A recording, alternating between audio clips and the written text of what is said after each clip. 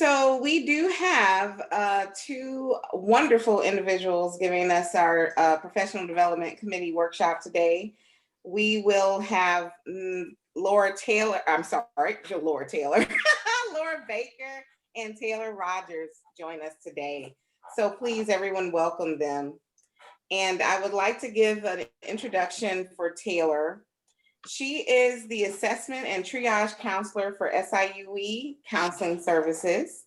Taylor serves as the first point of contact with many students interested in counseling. She conducts a majority of the department's initial assessment appointments, makes treatment decisions for each incoming client, and serves as the department's main crisis interventionist. Taylor has previous experience with individual therapy, case management, and neuropsychological assessments. Her approach to counseling is client-centered. Using a collaborative approach, Taylor works with the client to identify their therapy goals and needs. She then pairs the client with the best counseling service to assist them. Taylor joined the SIU Counseling Services team in the summer of 2019. She previously worked as a oh boy. Taylor, please tell me how to say this. Neuropsychometrist. All right. Where she administered cognitive evaluations to adults with head trauma or neurological conditions. Taylor earned her master's degree from SIUE in 2017. Go Cougars! Yeah. Please, please, everyone, welcome Taylor. Hi. And now we'll have Crystal. I'm introducing Laura Baker. She is the coordinator of social services and a staff counselor for counseling services. She's worked for SIUE in various departments and roles since 2003 and received both her BA in psychology and her master's of social work from SIUE. Go Cougars again.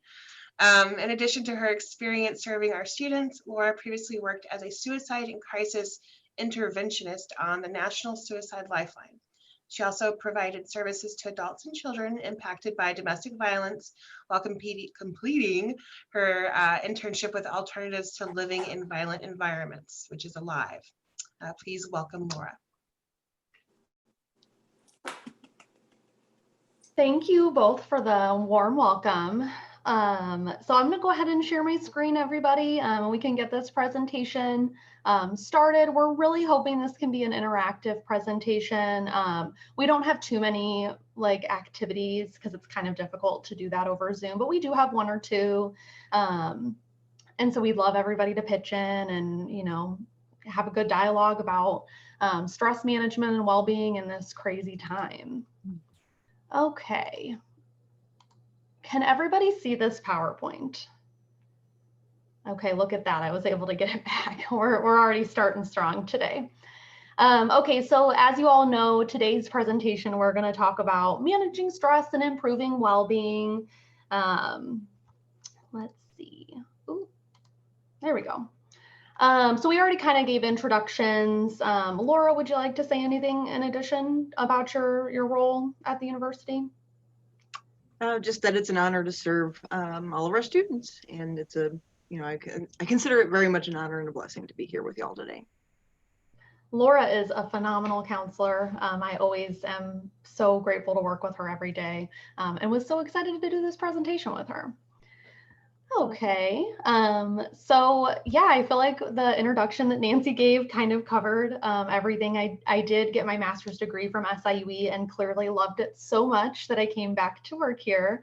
I actually did my practicum, my internship at Counseling Services. So when a position opened up, I was like, let me just slide back on in because it's such a great place to work. Okay. Wait, you had to give me kudos, so I got to give you kudos now. Yes, so Taylor is like the hub of our department as far as being able to make such important decisions on an everyday basis, and she juggles so many things all at once. And just the same, the feeling is mutual. I just really enjoy working with her, and we have a great team, I have to say. So send your students our way. Yeah, it's actually really exciting to do this presentation. One of my personal passions is teaching and presenting, and my work tends to be very like individual, working with one student at a time. So this is kind of a fun step outside of my normal day-to-day box. So yeah, all right. So today's presentation, we're going to cover quite a bit of topics. I figured we would kind of start with more of the not negative, but the bad parts, the stress and the anxiety, and then kind of move more into a conversation about well-being and how to foster well-being in your day-to-day life. So we'll cover topics like self-care, coping skills, self-compassion, boundaries, and then eventually how you can seek help if you need additional support. Yeah. Does anybody have any questions before we begin? All right. Okay. So, what is stress? Can anybody define stress or how you experience stress?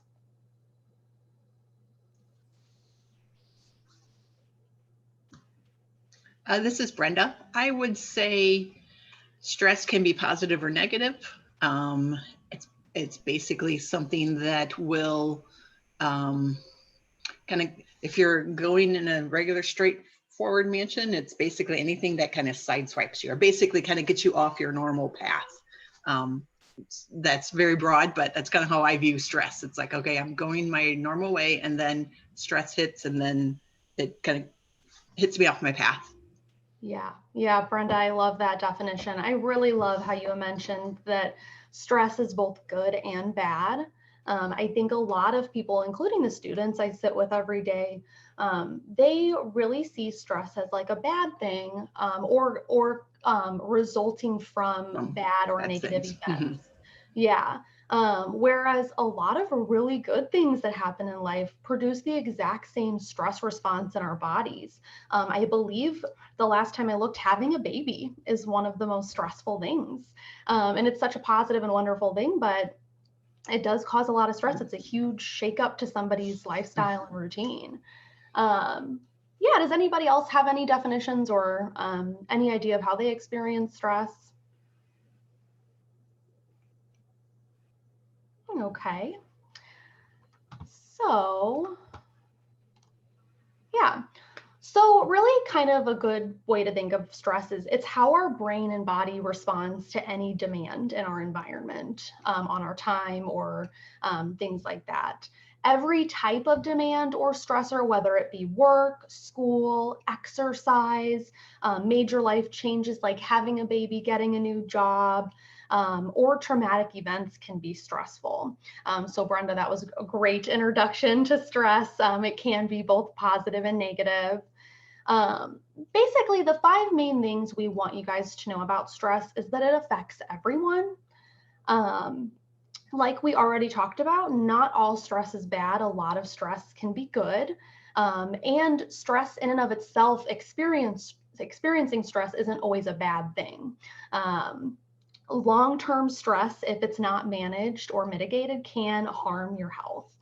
So that's why in presentations and checking in with people like these are really important, because we don't want anybody's health to be impacted in the long run. There are ways to manage stress, even though it doesn't feel like it some days or weeks maybe, or this whole year of 2020, but there are ways. And then if you're overwhelmed by stress, it's so important to ask for help from a professional. This is what we're trained in. It's not unusual. It's nothing to be embarrassed about. It's a normal part of being a human being. All right, so the importance of managing stress. I love this graphic or picture or whatever you want to call it, because it shows that stress is not necessarily a bad thing. When we're under a certain normal, healthy amount of stress, the right amount of pressure, it actually increases our motivation. It allows us to perform at a higher level. And if it's in that sweet spot, so to speak, we hit flow, right? We start working extra hard, we get in the zone, we get things accomplished. So that's what we mean by not all stress is bad. It can actually really improve the way you function and the way you move in a situation. However, if we don't have enough stress for certain situations, we can be bored or we won't have a lot of motivation. So in that way, it's kind of nice to thank the body's response to stress because it can be really beneficial for us. However, there does become a point, as you can see in this graphic, where too much stress or too much pressure, it can lead to fatigue, exhaustion, poor health, and then, a breakdown eventually. So it's really, really helpful to manage and to be mindful of how you experience stress so that you can tell, am I in my peak performance? Am I motivated, or is it starting to negatively impact me? Okay, so the impact of stress on health. On a routine basis, as you can see in this image, stress can affect us, our behavior, our state of mind, our bodies, and high degrees of stress for a long period of time can really impact our physical and mental health. So you might notice if you've been in prolonged periods of stress, which, to be honest, COVID-19 is one of them. You'll notice you might have difficulty sleeping, falling asleep, staying asleep, getting restless sleep. You might notice, one of my interns calls it turtle brain, where it feels like your brain is not moving or thinking as quickly as it normally does. You might have a hard time kind of responding when people are speaking to you. Emotionally, you might feel unwell, just feeling kind of pessimistic or irritable. Yeah, chronic illness. So, stress is at a physiological level, it's your body releasing a hormone called cortisol. And when that builds up in our bodies, it can cause us to have health problems and it can impact our immune system and you can get sick a lot easier. So it's super important to manage stress. Okay, so basically, one of the best ways to reduce work stress is to look at motivation and productivity. So kind of the main things we recommend to reducing work stress is try to work during times when you find yourself to be really productive. I know for me that I tend to kind of get in a zone in the morning hours. So I kind of prefer to schedule my note writing time and the time I work on projects during those morning periods because that's when I'm most productive. And then sitting with clients in the afternoon kind of keeps me engaged, whereas I don't have to, be so much in the zone. So just kind of noting what are times of the day that I tend to be productive, and really schedule your day-to-day work around those times. Also, using a to-do list or a planner or a scheduler can really help you get a good bird's eye view, so to speak, of your day or your week. It can help you to determine, do I have too much going on today? Or, Wednesday is going to be a heavy day. Maybe I need to practice better self-care that evening, really focus on getting to bed at a good time Tuesday night. To-do lists and schedules are just really helpful at helping you see your time. It's also super nice when you get to check stuff off your to-do list. It's a great way to feel accomplished. Also, sometimes making a to-do list is helpful because it can help prioritize tasks. I know that when my plate gets really full, there's sometimes this feeling of, oh my gosh, I have so much to do. What do I start with? What do I go next? And so making a list can kind of help you assign priority to tasks and help you manage your time. This next one is something I recommend to a lot of students, but I think it's really helpful for those of us that work on big projects. Breaking them into smaller pieces makes it so much easier to, attack the task at hand. It's hard when we have a big project that's a deadline is far away to kind of know where do I start. But breaking it into smaller pieces can help it feel more manageable and reduce the stress of the deadline approaching. Also making sure you reward yourself. And rewards are different for everybody. I know for me, when it comes to Fridays, I like to have a chai tea in the afternoon. That's my hey, you made it through the week. You know, give yourself a little break.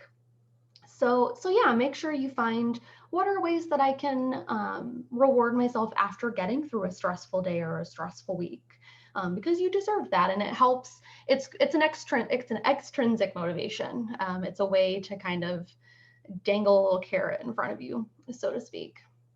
The other thing I find that can be really helpful is making sure your work environment itself is going to produce motivation and not distract you.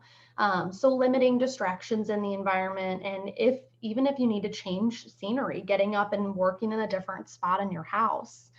I know that it's easy for us to, like, you know, have the TV on or different things. So kind of creating a space in your home that's for work and doesn't have a lot of distractions can help increase motivation and productivity.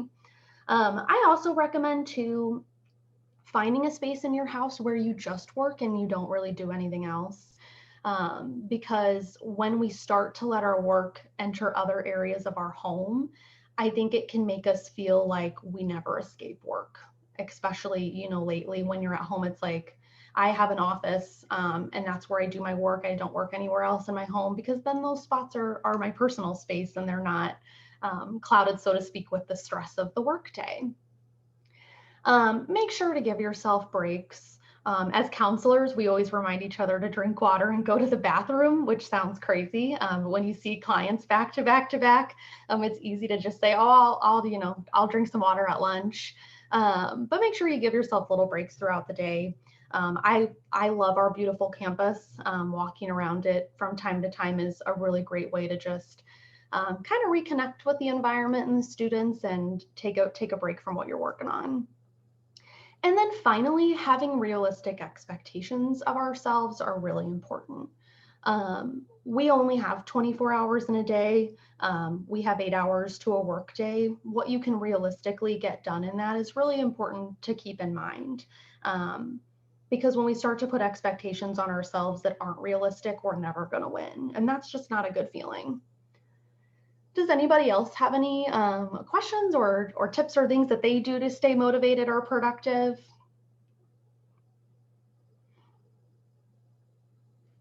Okay. All right, Laura, take it Now, away. how about that? Is that a good answer? What was that? That's what I do now. Thank you. Is that a good answer? Yes, thank you. Okay, so I'm going to talk to you all about how anxiety can function for us and against us, and how to recognize clinical versus normal levels of anxiety. So could you go to the next slide, please, Taylor? Okay, so everyday stress is something that we all experience. It comes along with a lot of mental, physical, and emotional kinds of symptoms, and they usually dissipate after the stressor goes away. So an example of this, you've gone to a job interview and you're waiting to hear back to see if you got a job. And so you're experiencing a level of stress and anxiety in those moments until you get that news, and then it should go away. Well, if we've got clinical level anxiety, that these symptoms of anxiety persist even after the stressor has disappeared. It's exaggerated in its intensity, and it causes distress, and it interferes with our daily life and functioning. And by functioning, kind of as Taylor was mentioning on these previous slides, you're going to notice cognitive issues, emotional issues, physical symptoms of heightened anxiety. It's actually not motivational, very demotivational. I imagine all of you have been recognizing it, maybe not just in yourselves, but in your students as well. I can't get myself to do anything. I have all this homework to do and I just can't push myself to do it. And that has to do a lot with this heightened level of stress that we're all experiencing right now. Now, this is an important one. I want you all to know this. So anxiety can be perpetuated by avoidance. So when we avoid anxiety-provoking situations, that doesn't give us the chance to build the distress tolerance and the belief in ourselves that I can handle this situation. So actually exposing yourself to situations that generally give you or provoke anxiety within you can actually help you build that resiliency over time. And I do want to point out that these differ in everyone. We're going to talk about that a little bit more, the kind of symptoms that people experience, but depending on how, you know, the level of effect and impact on functioning, these can lead to a diagnosis of an anxiety disorder of some kind. All right, so next slide, please, Ms. Taylor. So anxiety can manifest in various ways, and I want all of you to just take a moment here and review these symptoms that are on this graphic: the physical, the emotional, the behavioral, and the cognitive, and just see if any of these sound familiar, perhaps several of them.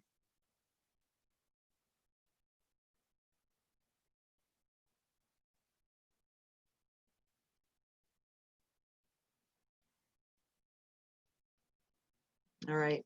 I would imagine maybe some of these feel very familiar to some of y'all. I'm not going to call you out and have you talk about, yeah, I'm feeling all of this, but I wanted to let you know that we're going to talk to you at the end of this presentation about how you can get support.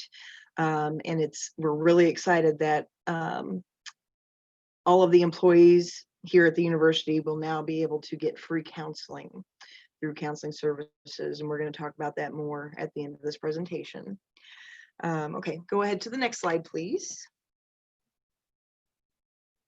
All right, so I'm going to start talking to you about how to actually manage the cognitive symptoms of anxiety. How we think directly affects how we feel and how we behave, and that's exactly what this graphic here is demonstrating to us. So this relationship between our thoughts, our behaviors, and emotions, that's going on at all times within all of us. And so the way we talk to ourselves, I'm telling you, that goes straight to the heart, whether it's a supportive voice we're using or one of criticism.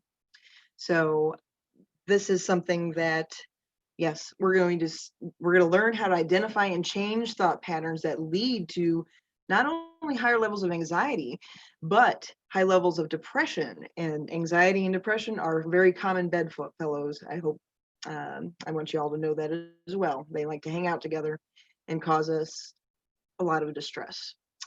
Right, we can go to the next slide, please, Taylor.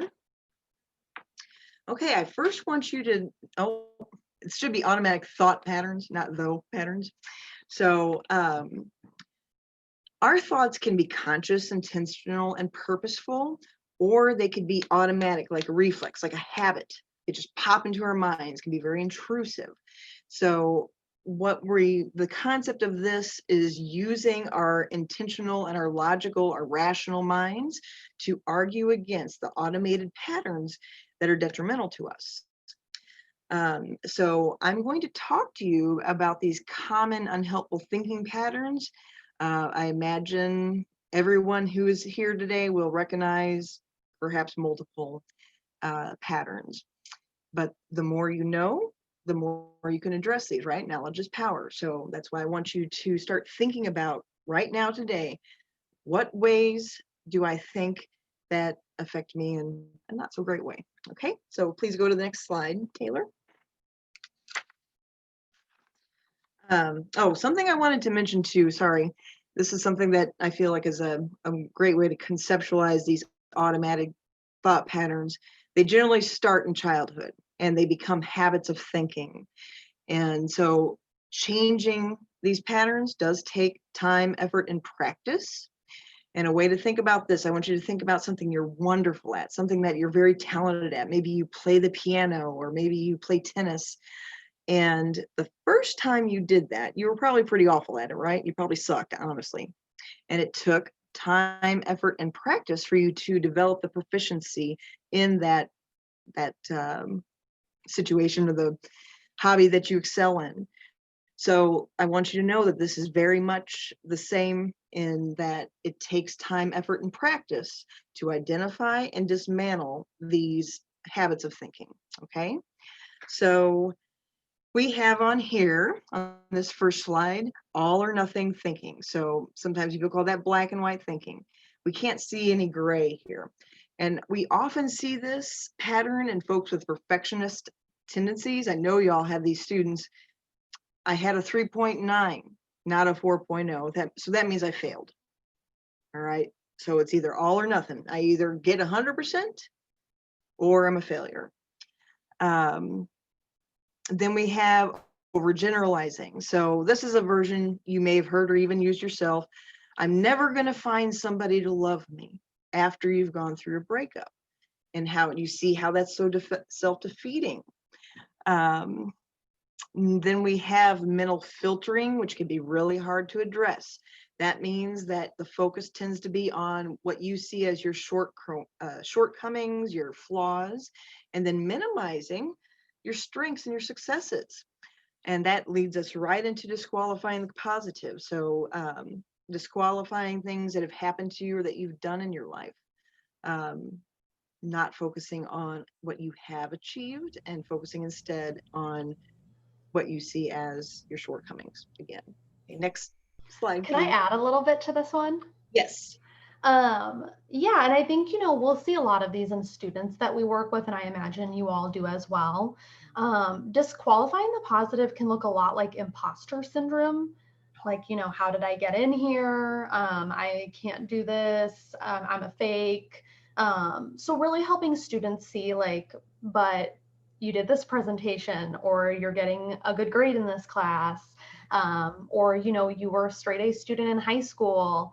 You are meant to be here, and helping them to see the positives as well as the positives in your own work can be really helpful.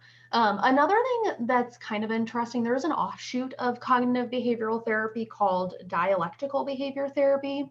And I love the concept, and it's basically, this therapy says that two things can be true at the same time. So I think a lot of unhelpful thinking patterns, like all or nothing thinking, mental filtering, disqualifying the positive, two things can be true at the same time. 2020 can suck in a lot of ways, but these were the good things that happened, right? Or I got a bad grade on this test, but look at all these other great things that are happening as well. Yeah. All right. Laura, I'm going to go ahead and switch to the next slide. Yes, please. Another good one I've been using with myself, to tell you all the truth, with how awful 2020 has been, noticing an increase in gratitude for the people who are in my life and that I'm able to spend time with. Because we might focus on, oh my God, I can't see so many of my friends, I'm never around people. But there's this increase in just being grateful for those that we are able to connect with. Okay, so some of these, you may find it easier to recognize them in others before we can recognize them in ourselves, but all of this really does require introspection and really examining yourselves and developing that insight and self-awareness so that you could address this stuff. So jumping to conclusions, we either know or imagine that we know what others think about us, like we're mind readers, or we know for sure what will happen in the future, like we're fortune tellers. So probably all of you can think of it, examples of these, but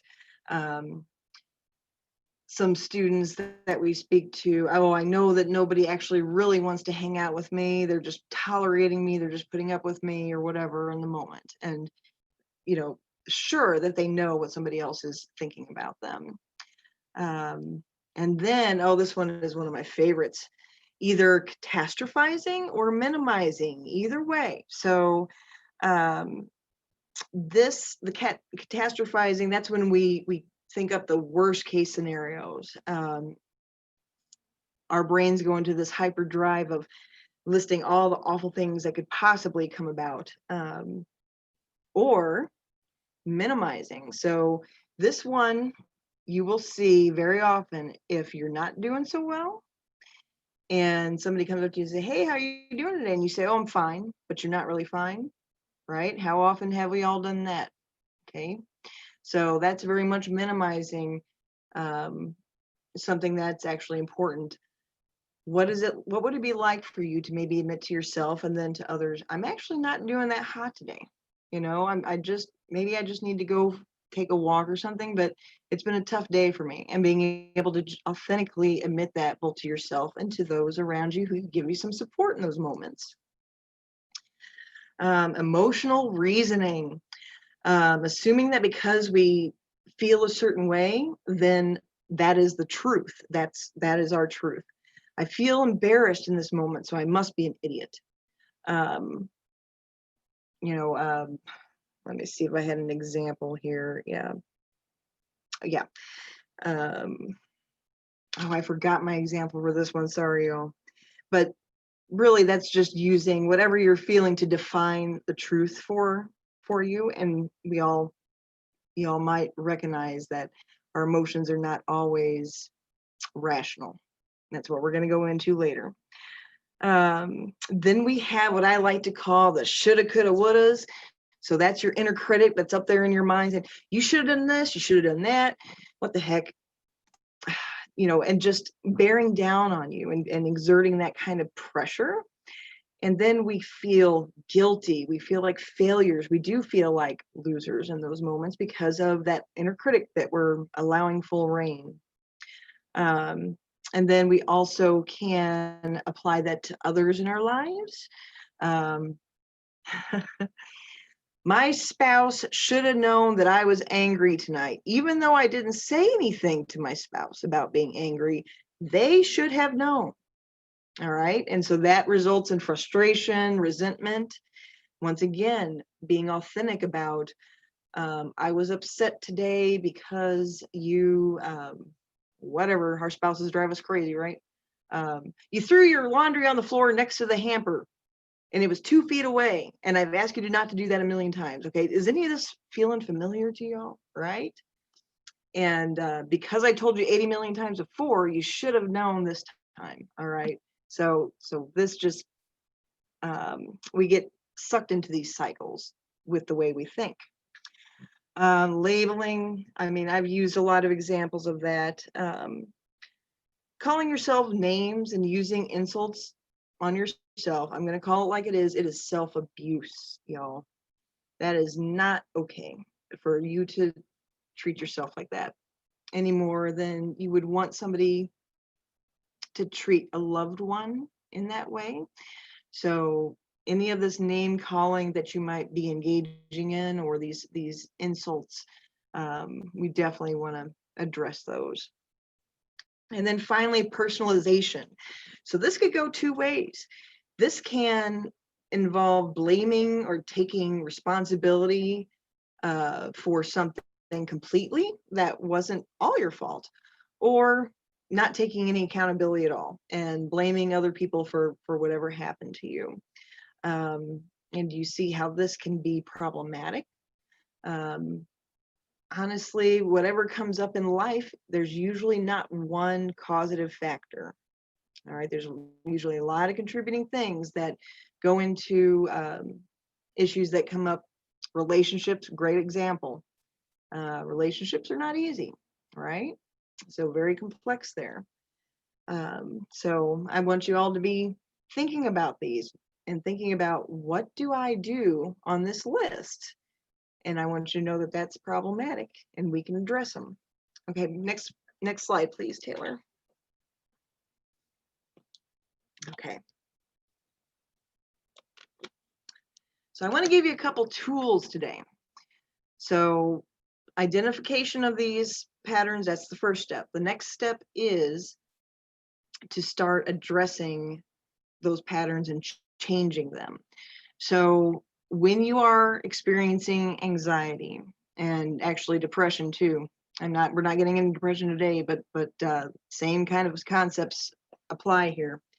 So you want to slow down and examine those, and then challenge those automatic, unhelpful thinking patterns. Give yourself a broader perspective. So you want to tell yourself, whoop, stop, let's pay attention and get perspective. So you want to see what's going on in your mind and body, and then be intentional. Use your intentional thoughts, intentional thinking to figure out what you're going to do next. And one of the things that I would encourage you to think about is doing something that you wouldn't usually do. All right. So, for example, you notice that you're engaging in these self-critical kind of thought patterns, and you just let yourself be carried away by them and let yourself dig deeper and deeper down into that mental and emotional hole until you just feel like utter crap about yourself. Instead, saying to yourself, okay, self, you're being a jerk to yourself right now. All right, do you really deserve this? Come on, let's think about this in a different way. And I'm going to give you a specific tool on the next slide, which I actually forgot to email to you all, but we're going to talk about this. Next slide, please, Taylor. Okay, so thought records. This is an actual tool that you can use to identify and then change these patterns for yourselves. I can actually email you an example after this presentation today, but you can actually find these online as well. So this is basically like applying the scientific method to yourself. So think about these unhelpful thoughts that are coming automatically into your minds as a hypothesis that your brain has come up with. So your brain's come up with, man, you're stupid. Okay, that is your brain's hypothesis. And so you're going to examine that situation. What led to you feeling like you were stupid? Did you not do very well on a test of some kind? Who were you with that might have influenced your perspective? What were you feeling? So what emotions are you feeling? What are you noticing in your body? Anxiety shows up so often in our bodies. And where did you feel it? Now, what was going through my mind? So what else was leading me to think that I was stupid? And what was pressing this button? What was triggering this for me? And then the part where the change happens, that's when you start giving yourself evidence for why this is not true. All right, I know this isn't true because I have my master's degree. All right, that is one very obvious piece of evidence that I'm not an idiot. All right, I think all of you here have your master's degree to have your positions, and y'all know it did not take just a little bit of effort to get through grad school. I keep saying I want a T-shirt that says "I survived grad school" because that's what it felt like, having to go through a battle, right? So that's some solid evidence you have right there that you're not an idiot. So you use these facts, this factual evidence that you come up in your mind to counteract the unhelpful stuff. Is it possible that this is my opinion rather than fact? What have other people said about this? So one of the tricks our minds play on us, not only focusing on what we've done wrong, but we might focus on negative feedback we've gotten from others rather than positive feedback. That's also a fallacy of thinking. So let me see over the years what kind of feedback I've gotten from loved ones, from people at work, that I'm not an idiot. All right. I've probably been told I did a really good job and that's why I got this position in the first place, right? That's why I'm advancing as I am. So this is really a way to disprove that hypothesis that your brain comes up with in times of high stress. And then the end of this is re-rating yourself and measuring how have those bodily sensations gone down since I've engaged in this. Have the intensity of my emotions gone down, right?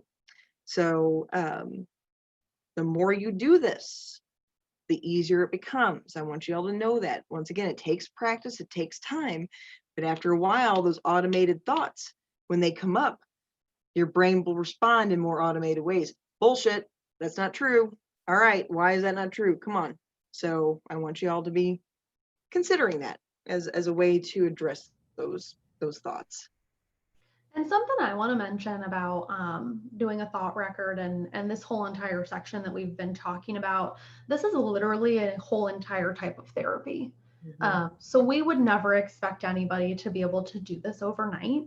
And if you find yourself struggling to identify, these automatic thoughts or these irrational thoughts and challenging them, that's when therapy can become really, really helpful. I've spent multiple sessions, helping clients learn this technique and implement it, and we practice it in session, and then they take it out into the real world, they bring it back the next week, we problem solve it, try again. It's a process. It's not something that just happens right away. And if it were as easy as it, sounds just talking about it, I wouldn't have a job. So yeah, it's difficult stuff. So yeah, also remember to be gentle with yourselves. And hold on, Taylor, because I just saw something on here I wanted to emphasize that I nearly forgot about, because this is so important. This is something that can be so helpful, because all of us can, not all of us, many of us can be our own worst critics. This is a trick you could use to help with this as well. When you're in that moment, what would I tell somebody I love in this situation? All right. If somebody came to me and was telling me, oh my God, I'm just such an idiot because I did horrible on that test, what would I say to them? So that's a way to change those thought patterns as well, and to address those in a helpful way. Right, Taylor? Because some of us could be so much nicer to others than we are sometimes to ourselves, right? And I like that thank you for pointing out that this could take a lot of work, because once again, in some cases it could take years. All right. Yeah, and it's never that your emotions and your thoughts are ever invalid. They serve purposes for us. But it's also examining, how is this not helping me? How is this maybe potentially negatively impacting me, and then trying to change that. All right, Lori, are you okay for me to move on? Yep, I'm good. Thank you. Awesome. Okay, so we've talked a lot about stress and anxiety so far. We've talked about ways to kind of manage stress at work and increase, productivity and motivation. We've talked about anxiety and some ways to address anxious thought patterns. So now I think it'd be, more useful for all of us to focus more on the how can we help you today, on how to improve your well-being. So my question for everybody is, how do you guys define well-being, or what does well-being look like in your life?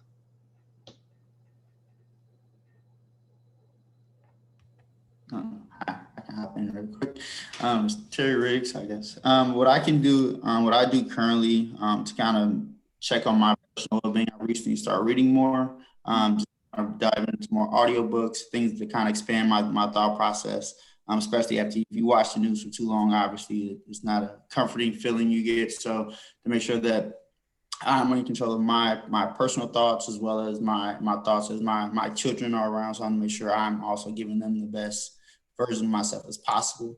So reading and kind of being more active when I can, playing basketball and kind of doing things of that nature to kind of give myself that self-care time to make sure that I'm bouncing back from stressful days of work and evaluating where I want to go from there. Thank you, Terry. Those were all really great. First off, second, you hit on a lot of different things with that answer.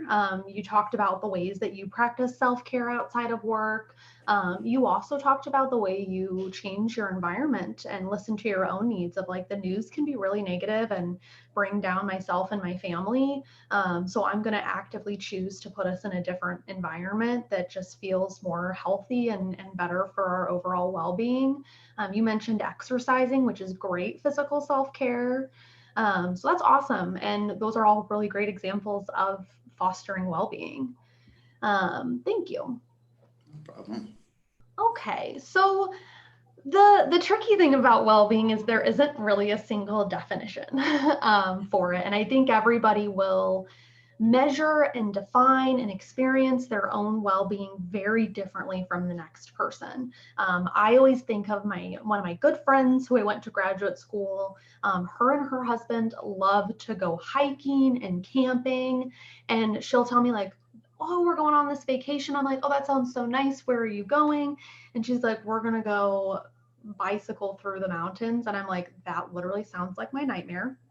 I thought maybe you would be going to the beach or visiting family. You know what I mean? So everybody just has such a different idea of well-being.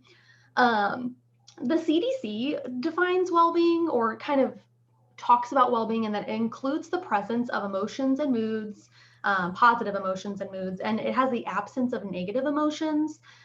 People who are and have good well-being, they are satisfied with their life, they feel fulfilled, and they're positively functioning day to day.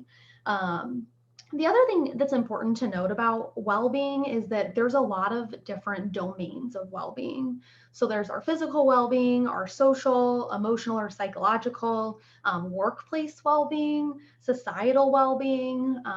So there's just a lot of different domains, and you might feel really strong in some of those areas, but maybe not so strong in other areas. And I'd say that that's super normal. I don't know if anybody ever is like, I'm great everywhere in my life. So just kind of noting, where am I struggling at now, and where do I need to focus some of my attention and energy? I love these comics. They're so cute. This is a great one. The heart's like, brain, you need to relax. And the brain's like, I don't know how. And the heart's like, it's easy like this.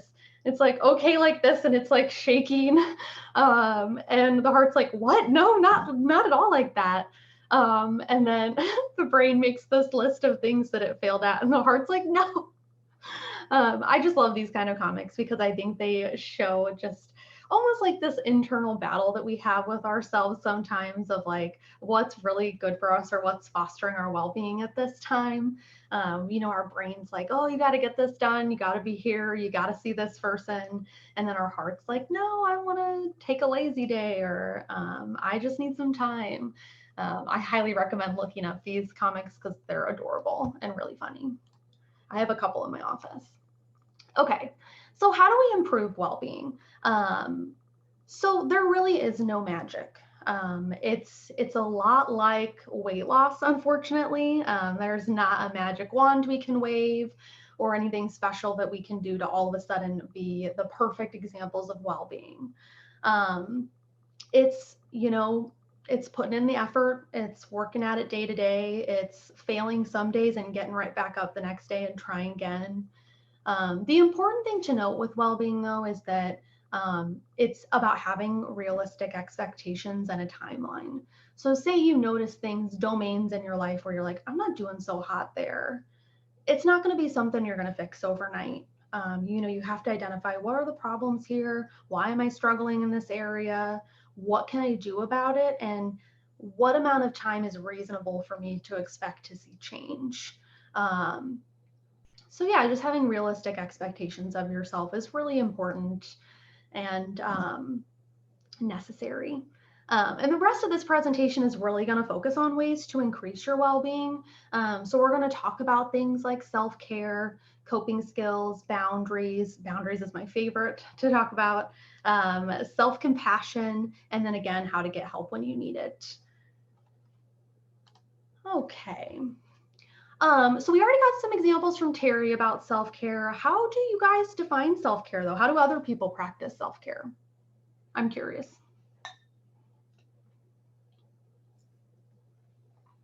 Sometimes shopping. Yeah. Treat yourself. Yeah. Anybody else? I would say watching something of interest to me on Netflix.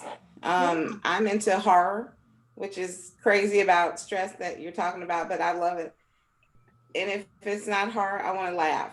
So one end of the spectrum to the other end. It kind of depends on my mood. I love Lucifer. It's one of my favorite shows. So with that, or Arrested Development, something like that. So yeah. That's self-care for me, just to get my mind off of my life. Yeah, so kind of finding an escape. Or like Crystal said, treating yourself. We work really hard, right, for our money. It's nice to sometimes spend it on something special for ourselves. Yeah, those are all really great examples of different forms of self-care. Okay, so basically self-care, it's defined as actions you take in order to reach optimal physical and mental health. It can also refer to activities that we engage in to help us relax or feel emotionally well. Some examples of this are like meditating, journaling, visiting a counselor. So again, self-care is a very broad concept that has a lot of different pieces and moving parts, and everybody is going to practice self-care in a different way. It's all about finding what works for you. because Nancy, horror movies would emotionally wreck me. So yeah, I would be a mess if I was asked to watch a horror movie. I would probably need a day off of work from the stress. Okay, so the important, oh, sorry, go ahead. Is this one mine? I'm sorry. No, oh, it is. You're right. Sorry, Laura. I was just moving and grooving with the self-care talk. And because I just wanted to tell you, Nancy, I love horror movies as well. And so does Karen. Love the scary movies. I used to get in trouble when I was a little girl at school for reading in class, but I would be reading like Stephen King novels in like 5th grade, and probably explains a lot about me. Those of you who know me really well. Okay. So why do we need self-care? Okay, you can go to the next slide here, Taylor. Thank you. So you've probably heard from students, and you may have said it yourself, I don't have time for self-care. However, if you avoid self-care and relaxation due to guilt because you're not being productive, it's actually counterproductive. So I like using this analogy.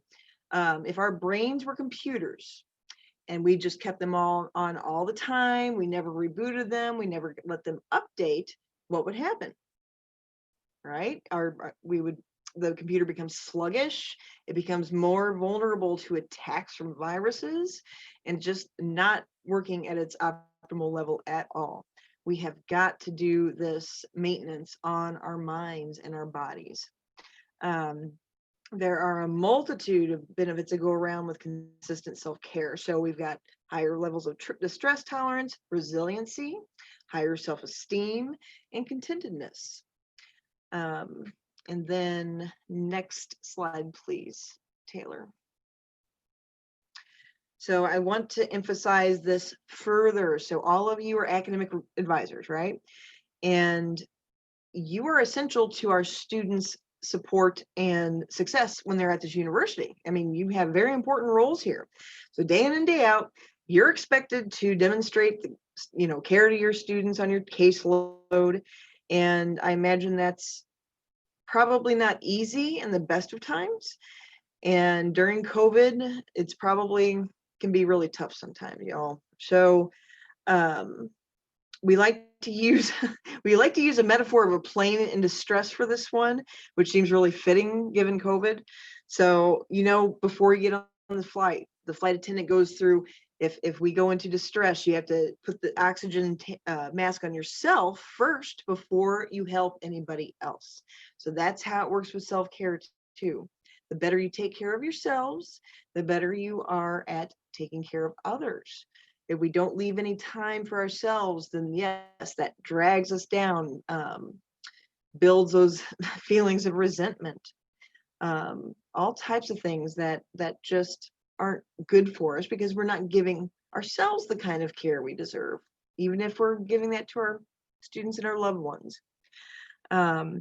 And as Taylor talked about earlier with the level of stress, lack of self-care can feed chronic stress, and that just is horrible for us physically, emotionally, mentally, etc.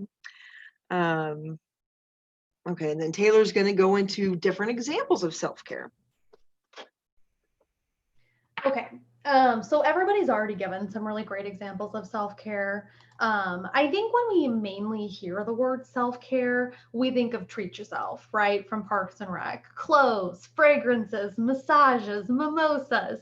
That's definitely a part of self-care. But what I really want you guys to take away from today is it's not the only type of self-care, nor should it be the only type of self-care. It's definitely self-care, but we just need to have other types of self-care as well. I love that show, so this was really fun to put in there. I especially love this episode. Okay, so I love this image. We actually gave you guys handouts on the self-care wheel, and I was going to kind of walk us through an activity today. I'm trying to keep an eye on the time, so this is something I really want to encourage you guys to do on your own. But we sent a handout that has this image, but there's also an image of this self-care wheel, and it's completely blank. And what I want to do is encourage all of you to print that out or, draw it on a piece of paper and fill it out for yourself. And I know it seems kind of like a silly activity because, we know ourselves really well and what we like as self-care. But when our stress gets really high or we're feeling really distressed and our brains aren't working very well, it can sometimes be nice to have something to remind you, what can I do for self-care today? And to just pull on when you're feeling already so drained instead of like laying on the couch trying to figure out what you need that evening. And really what I want you guys to take away from this is that there's so many different types of self-care. There's our physical self-care, our psychological, emotional, spiritual, personal, and professional self-care. Professional is one I don't think people realize is a domain of self-care. So yeah, I want you guys to just kind of take a moment and see all of these. Some examples of physical are the basics, having safe housing, going to your doctor regularly, eye doctor, dentist, primary care physician, women's health doctors, eating healthy, exercising, making sure we're sleeping enough. Sleep is one of the most important things you can do for your body and your brain. Professional, taking time for lunch, setting boundaries, not working overtime all the time. Go ahead, Laura. Yeah, I want to pop in on this one because I love this thing too. So one thing that we encourage you to do as well is just to use these as ideas or options, because learning about yourself is a lifetime experience as well. You're always going to be learning things about yourself. And so there might be things on here where you're like, oh God, there's no way I'd ever do that. And then there's others like, I might try that. And I love one particular thing on this. And I always use it in an example with my clients because I kind of find it humorous. So under the spiritual component here, it says, bathe in the ocean. So I think that's hilarious for a couple of reasons. So one, there is no ocean anywhere in St. Louis, so not much hope there of getting any of that. Also, bathing in the ocean, I always picture somebody out there like scrubbing their hair and trying to get clean, which would be completely ineffective. So that said, if you think, okay, the ocean, man, it would be nice to be sitting with my toes in the sand and like an adult beverage with a little, what are they called, umbrella thing in them, and just chilling. What could you do that is similar to provoke that same kind of feeling? We're kind of going into the cold winter months now, but it could be maybe just sitting by a lake, still with an adult beverage, right? Or maybe taking a warm bath and listening to island music or whatever. I wouldn't suggest pouring sand all over your floor. Wouldn't be a good idea. But the whole point is to explore for yourself what might work for you. Okay, thank you. I just love that one. Yeah. No, those were great, Laura. Thank you. I like to look at houses online. It's just something I enjoy doing. And I saw this house where somebody literally had a beach room with sand. And I was just like, whoa, they really took that self-care to a whole other level. And all I could think about was the sand all over their house. But they're doing their self-care the way they want to. So yeah, and the other important thing again, I really hope our presentation doesn't make anybody feel like, wow, I'm really bad at self-care, or wow, I'm really struggling in this area. These are all muscles that we have to practice. I have weeks where my self-care is not good. I have weeks where my coworkers can be like that as well. And just trying your best to practice self-care and recognizing that there might be times when it's not as easy as others. All right. Another thing I think is really helpful for people is to have self-care for rough days.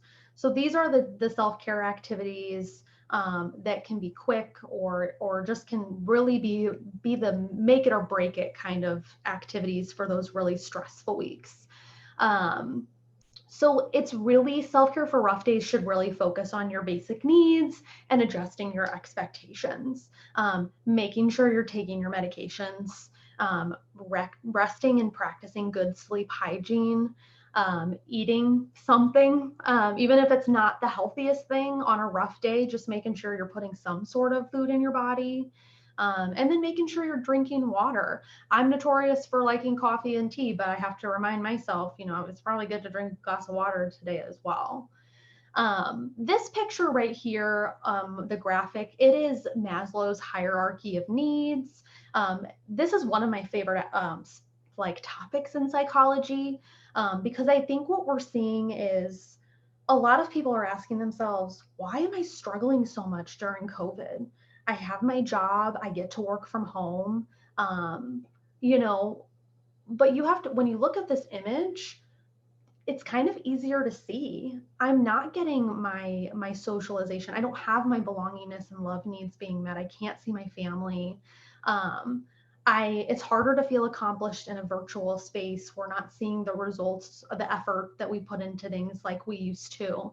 Our safety needs aren't even being met. People are worried they're going to contract a virus that could really impact their health. And even though it may not be something you think about every day, it's still there in society. It's in the news that we watch. It's in the conversations we have. So no wonder we're all feeling this way. Our hierarchy of needs has been really messed with this year.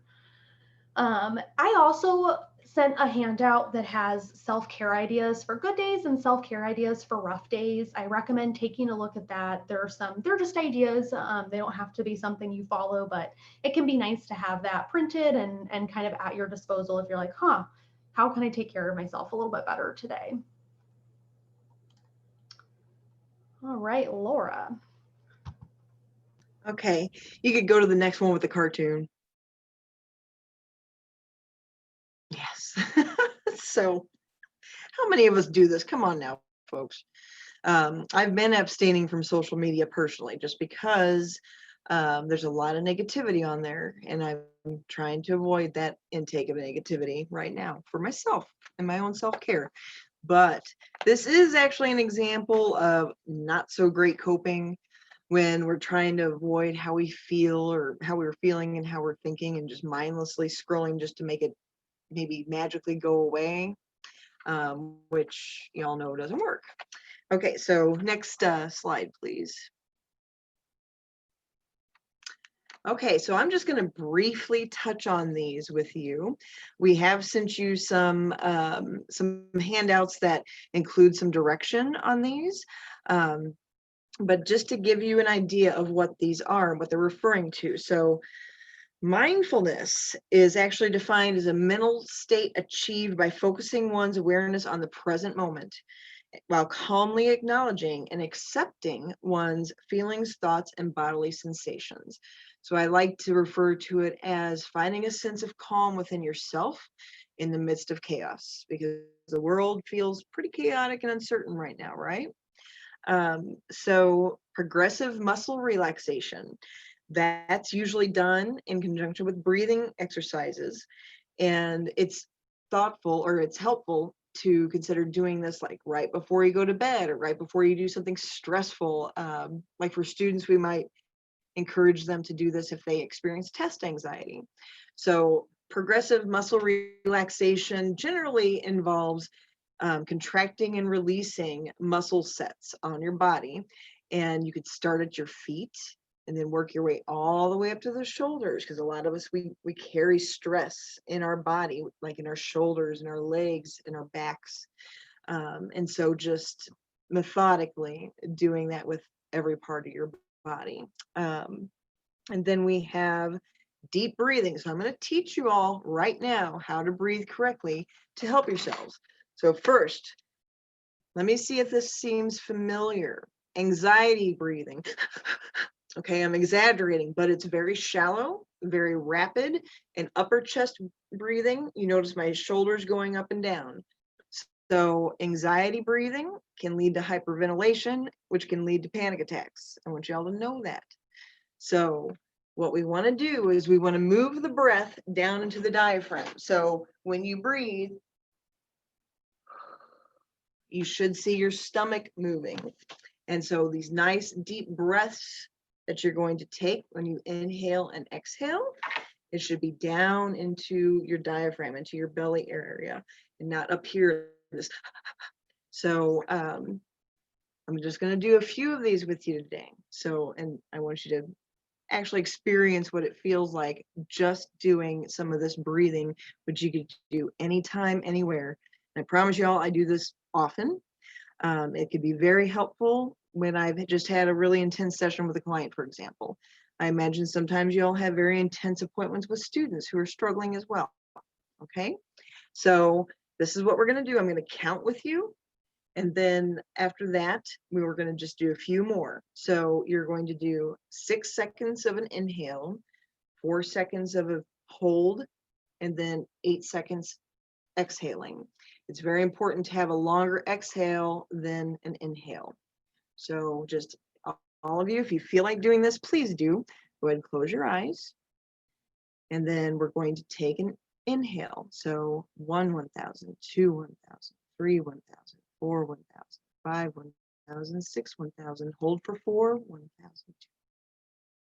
Exhale, 1, 1,000, 3, 1,000, 4, 1,000, 5, 1,000, 6, 1,000, 7, 1,000, 8, 1,000. Again, inhale.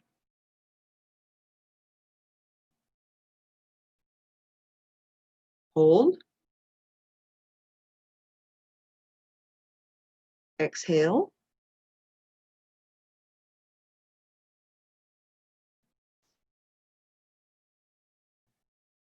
One more inhale.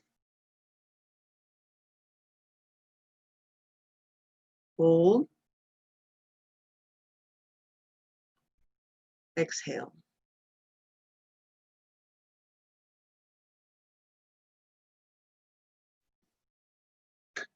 Now I want you all to notice how just those few deep breaths affected your body. I would hope that you feel just a bit of some relaxation just with those 3 breaths. So I really wanted to demonstrate that for you so you could feel how effective this can be, just everyday life. So guided imagery is a technique that utilizes your imagination to help you achieve a mental escape of sorts. There's several ideas for this online. And in addition, Taylor and I sent you this entire list of mental health phone apps. And you will notice when you look at that, they're all for like anxiety and depression. And there's quite a few that teach you these different techniques and walk you through these. The other ones are grounding techniques. So they're designed to reconnect you with the present. And these can be really helpful if you're experiencing a panic attack, a flashback, or an unwanted memory from negative past experiences, or just highly distressing emotions. And then meditation. Meditation has been around for centuries. We have evidence that people in India were utilizing forms of meditation in 1500 BC. So there's many different sources for meditation out there that you can access and use these as techniques for coping. And then lastly, perhaps the most important one on this list is self-compassion. And so Taylor is going to talk to you all about that, but very much I encourage you to explore these further. They've been around for so long because they are so effective at helping you ground in the present moment and get out of the anxiety brain. All right. And it's really good to start using coping skills when you're not feeling stressed. They don't tend to get rid of all your stress, but they do help mitigate stress.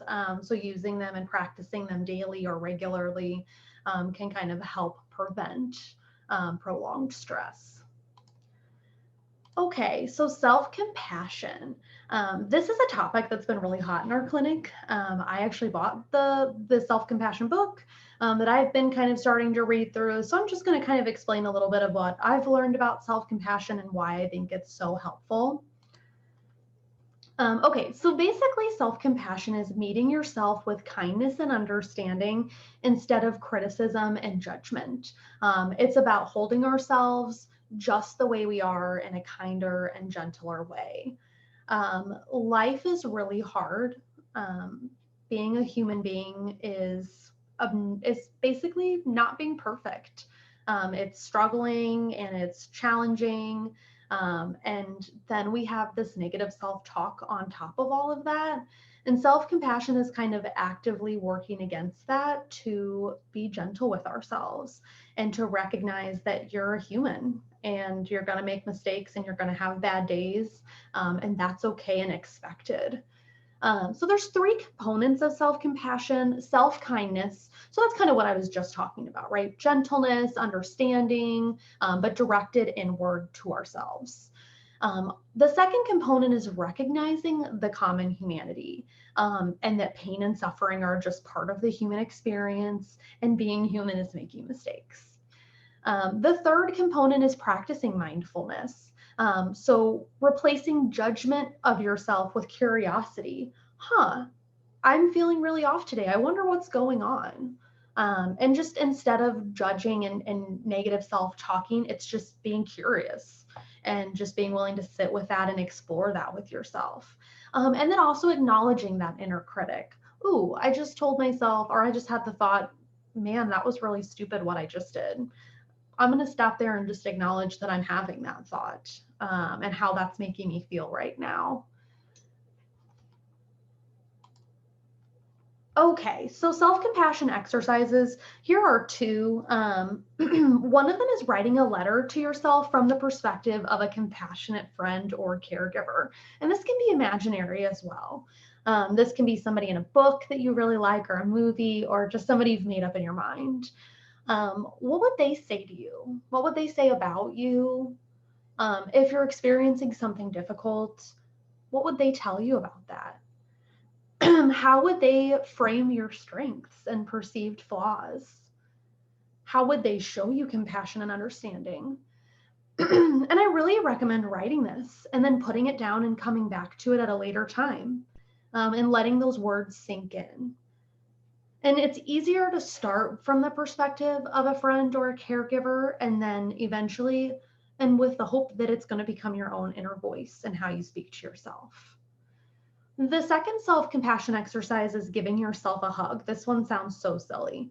But there's research that shows that human touch, hugging, is really helpful at allowing our bodies to relax, and to feeling mentally and physically well.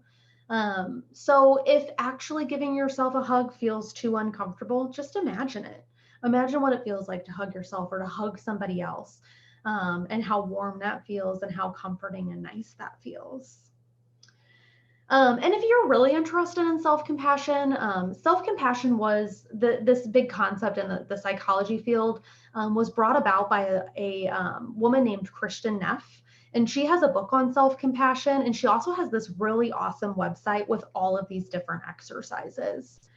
My final note on self-compassion is that if you notice you really struggle with that, if you notice that doing these exercises is really difficult or really uncomfortable, that can sometimes be a really good note that maybe you should seek out a therapist, or maybe talking with somebody about this could be really helpful.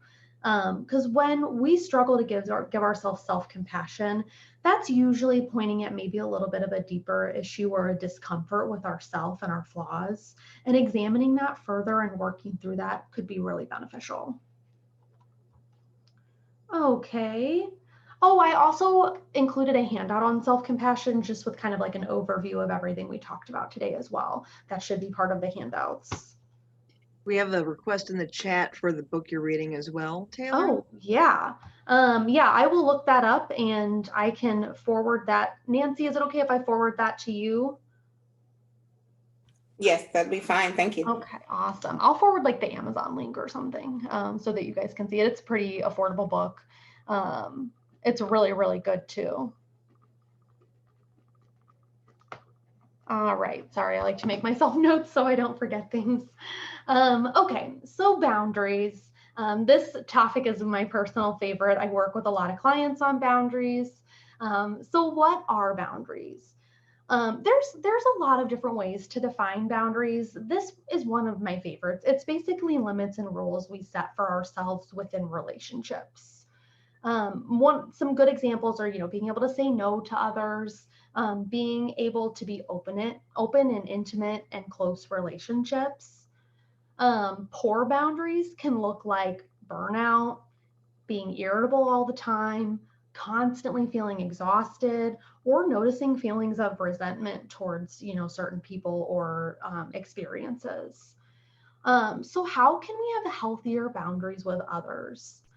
First off, it's really important to know your limits, to know what your burnout, what your irritation and exhaustion look like, to know how much you can handle day to day.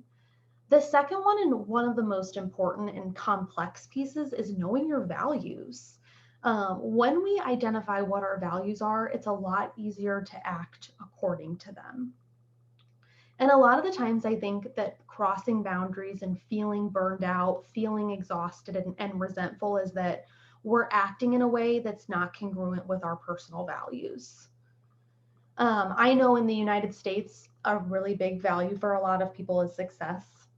And I think sometimes that overshadows all of our other values, such as family, such as, personal mastery of various activities, happiness and things like that. So identifying that you can have more than one value and you can act in ways that honors all of those values. The third way to have healthy boundaries is to listen to your emotions. If you're feeling icky in a situation, listen to that. It's probably trying to tell you something.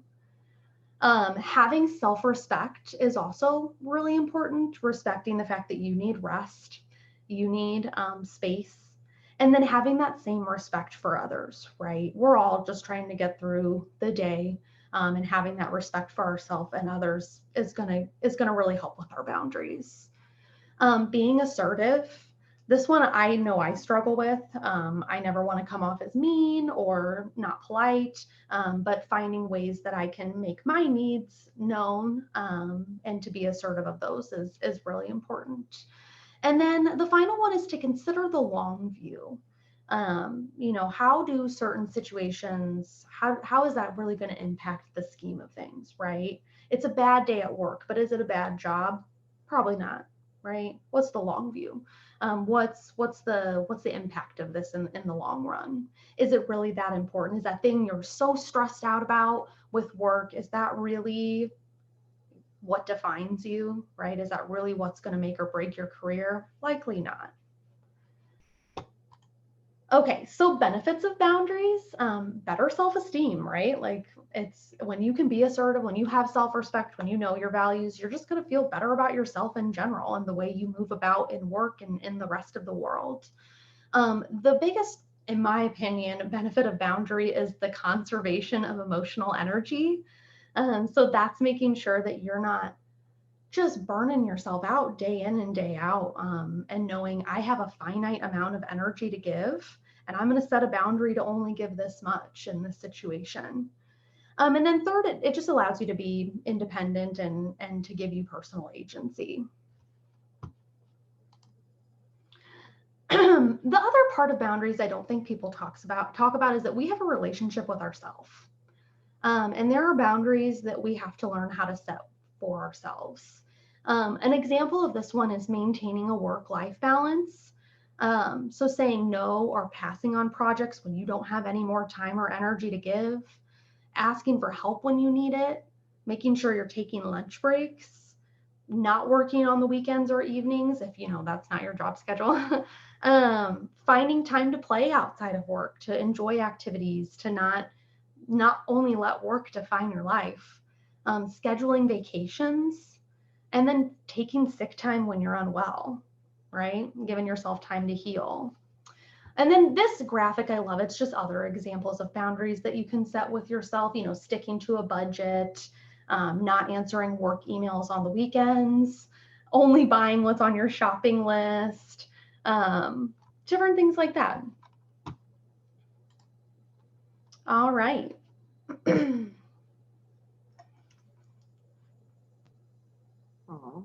Okay, so we can go to the next slide here because I'm just going to talk to you about ways that you can connect with someone. So this is so exciting. I'm so excited for all of you for this.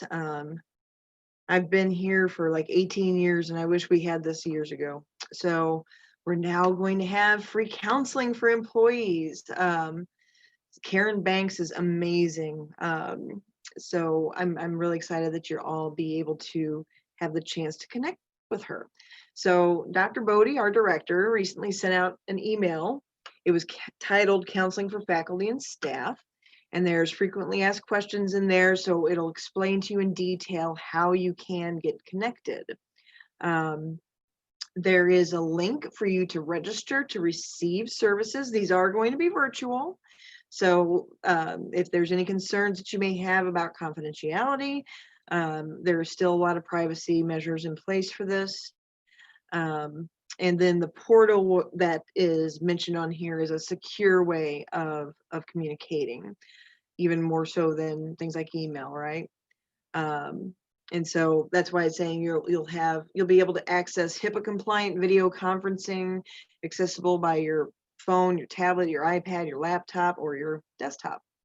So if you might have deleted that email, because I understand we get a lot of stuff, you can email either Taylor or myself and ask for those. And I do want to encourage you, if you do have any comments or questions about this presentation that we had today. Taylor and I both really enjoy just interacting with people in general. So, and we'd love to be able to help you if you have any other questions or even feedback for what we can do to improve in the future, this kind of workshop for professionals. And then I think the next one's about EAP benefits, right, Taylor? Yes. So let's say that you're not quite comfortable with connecting to the counseling services that we offer here, and I can understand that. So depending on your insurance plan, there's a high likelihood that you might have some employee assistance program benefits. So to find out about that, you can call the EAP number, depending on, like, for example, I have HealthLink, and so I know that I can get 3 free sessions of therapy with my EAP benefits before I start paying the $30 for individual sessions for the copay. That ain't a bad deal, y'all. So it is a free confidential program. Free meaning, I mean, I think you still pay for it with your employee benefits. And so this is how you can get referred to different services off campus, as well as your children, your dependents, your spouses. So employees, okay, so you could go on the CMS page to learn more about the EAP benefits. You know, I'm probably considered biased because I work in mental health, but mental health really is connected to every other aspect of our health and well-being. It actually angers me that there's so much stigma around getting connected with someone to help with your mental health support. If you were experiencing chronic physical pain, you would likely go to a doctor without really thinking too much about that and how it could be helpful for you. Same goes with if you are experiencing ongoing psychological pain. That's why we're here. That's why we're here to support you. And it's maintenance, and it's ways to discover things that you can capitalize about yourself, and really develop a wonderful relationship with yourself, with others, and with the world. So I think thank you so much for having us today. We really enjoyed interacting with all of you. Yeah, I think we have 5 minutes for questions. Another thing I just wanted to mention really quickly as well, a lot of insurance companies right now are completely covering the cost of teletherapy counseling sessions. I know Aetna is, at least. I'm not sure about HealthLink, but basically what that means is you typically have either a copay or whatnot for a therapy session, like $25 or so, I think, for Aetna. And right now, if you're meeting with a therapist for teletherapy, which most therapists are doing that right now, you don't have to pay that copay. The insurance companies are waiving it or paying it for you. So right now, access to mental health care is quite affordable. So I highly recommend, if you don't feel comfortable going through campus, for counseling through Karen, that you at least call your insurance company and get a little bit more information, because there might not be any more cost to you than what you're already paying from your paycheck. Yeah.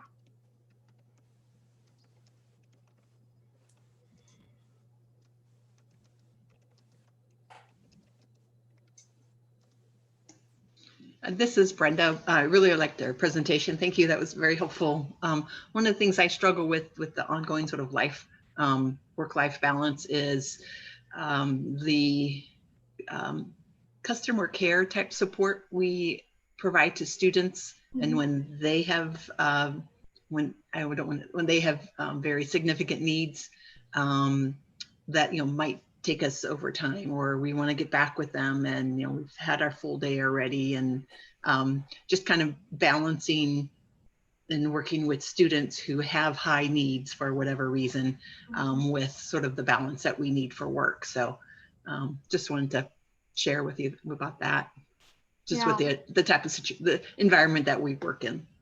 No, I definitely think, we experience that a lot in counseling services. This is where I feel like boundaries are super helpful, because I think there's this need or this pressure from students to kind of fix all of the problems that they're experiencing in their life. And what I just encourage everybody to do is lean into what you do best, and just remember, like, you can't be everything to everybody. Yeah, and just, I find it helpful to know the resources on campus, so that if I know, like, oh, this student's struggling with this, we have something particular set up for it. And other than that, just listening, and then, doing what you can. But I totally hear that. And it is a really frustrating part, because I would love to fix all these problems, especially when they trust you enough to tell you about them. It's a very honored space to be in. Thank you.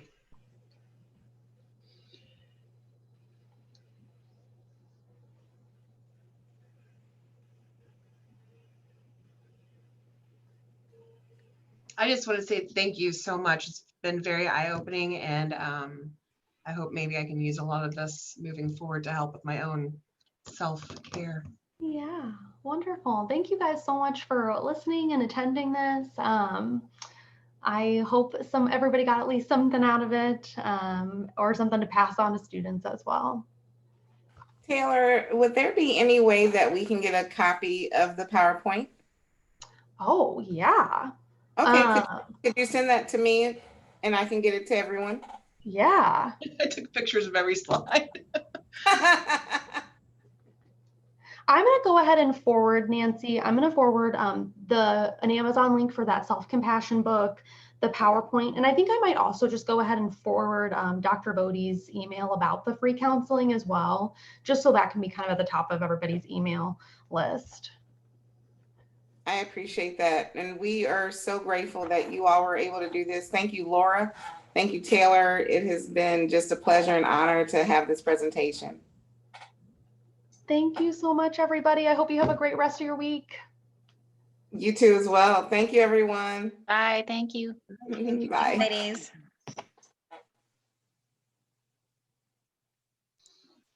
Thanks, Nancy, for hosting. Oh, I tell you what, this couldn't have been a better time to have this, huh, Brenda? I know. I agree. Definitely. Day was like a couple days ago, right? Oh, yeah. So. Great topic. Thank you so much. Awesome. Thank you. Bye, y'all. Bye-bye. Bye-bye. Bye. And meeting for all? Yep. Thank you, Crystal. Thank you. All right, bye.